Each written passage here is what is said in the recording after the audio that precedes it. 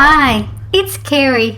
Today I'm looking at some of my favourite herbivores, including Styracosaurus, Ankylosaurus, Triceratops, Diplodocus, Apatosaurus, Brachiosaurus. Give a thumbs up if you like dinosaurs. Parasaurolophus, Stegosaurus. There is a fun ending on today's video, and Kentrosaurus. Can you tell me how the Kentrosaurus defended itself? Diplodocus had a row of spines running down its back. Its backbone had extra bones, giving its name double beam.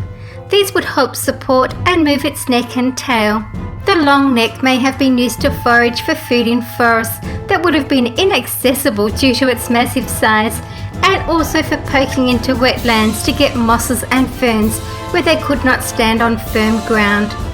It was a herbivore that most likely ate conifers, other seed ferns and mosses with its blunt peg-like teeth. Have a look at that tail there. It had elephant-like legs with 5-toed feet. Notice the large thumb claws there. Its front legs were shorter than its back legs. It was 90 feet long with a 26-foot long neck and a 45-foot whip-like long tail. It was one of the longest land animals to ever live. It may have used its whip-like tail for protection. Subscribe to be the first to know about new videos. I'm hoping to reach 100,000 subscribers by the end of the year. Brachiosaurus lived during the Middle to Late Jurassic period. It was one of the tallest and largest dinosaurs. It had a long neck, small head with its nostrils on top of its head, and a short, thick tail. Brachiosaurus lived on land. Most predators like Allosaurus and Ceratosaurus were half its size. Their best defense was size, plus their clawed feet and tail. Brachiosaurus walked on 4 legs. Notice that the front legs were longer than its hind legs. The longer front legs and its very long neck made Brachiosaurus look rather giraffe-like, reaching heights of up to 40 to 50 feet tall. Brachiosaurus had 52 teeth, 26 teeth in each jaw. It used its chisel-like teeth to graze the tops of the trees.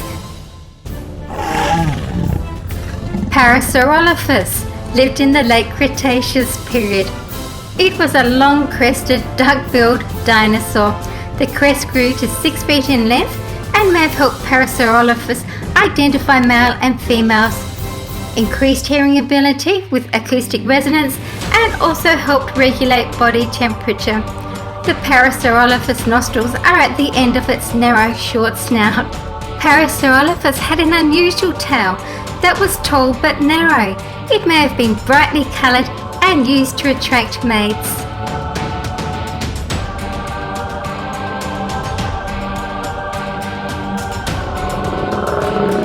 Apatosaurus lived during the late Jurassic period and was one of the largest land animals that ever existed. Its small head had a long skull and was less than 2 feet or 60 centimeters long. The nostrils are on top of the head. It held its head 17 feet or 5 meters off the ground, which gave it protection from Allosaurus, which only grew to 15 feet or 4.5 meters tall. Predators would have kept away from the scary tail and clawed feet. Apatosaurus may have used its tail as a third leg in order to reach and graze very tall vegetation. Baby Apatosaurus hatched from enormous eggs that were 1 foot or 30 centimeters in diameter. Fossilized footprint tracks have been found that were about 3 feet or 1 meter wide. Triceratops lived in the late Cretaceous period.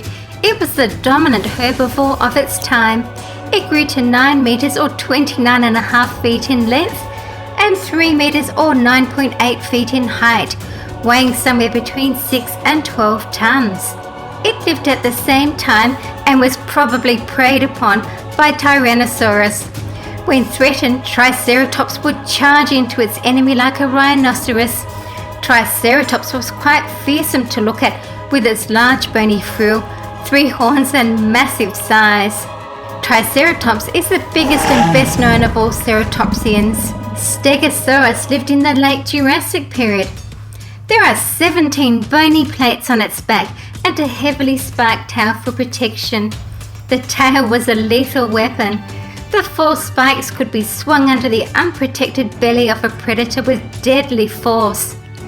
Notice the back legs are longer than the front ones, which are sprawled out to the sides. The tail spikes could grow to 4 feet or 1.2 meters long. The front feet had 5 toes with hoof-like tips, and the rear feet had 3 short, wide toes with hooves. It may have reared up onto its large hind legs to reach vegetation.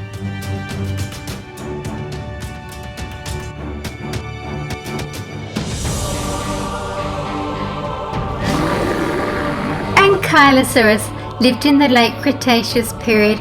It was a prehistoric tank with oval plates protecting its whole body except the underbelly.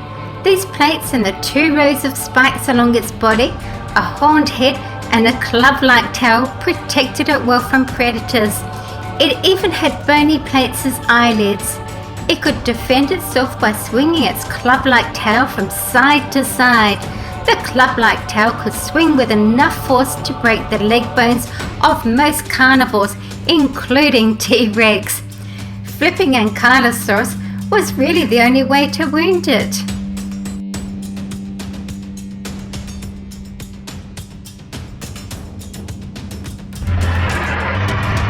Kentrosaurus was a Stegosaurian dinosaur that lived during the late Jurassic period.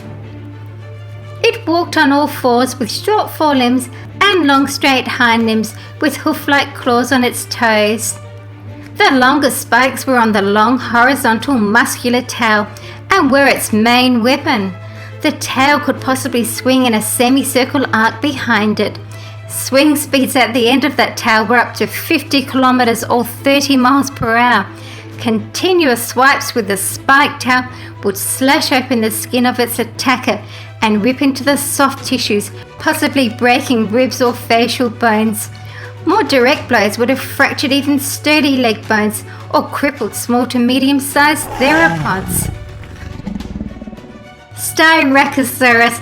I couldn't make up my mind, so we have both of them here. It was a ceratopsian dinosaur from the Cretaceous period. I really like this dinosaur for its impressive and intimidating appearance.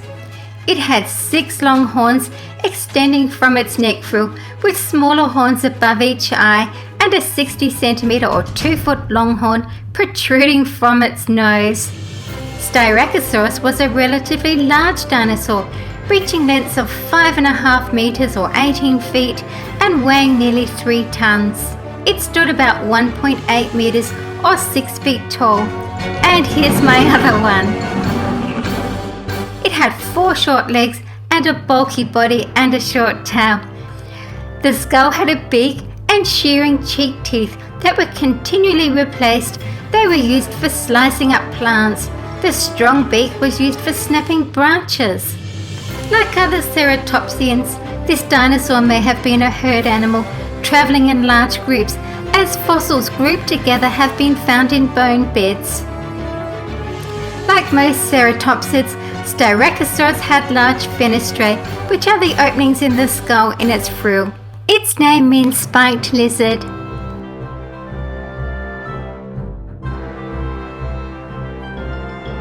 Thank you for watching my video. Please stay right on here at Super Fun Reviews for more great videos. See you again soon. Remember to stay for the fun ending.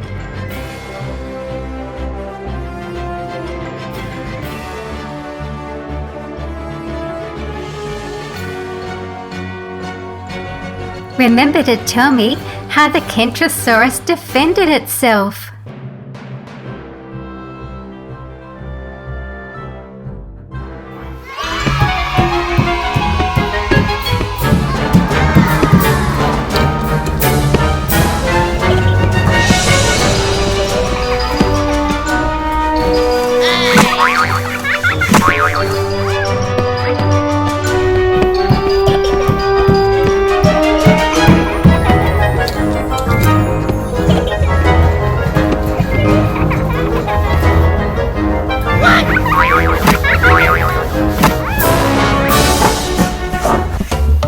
For more dinosaur videos, click the picture. Please remember to subscribe, share,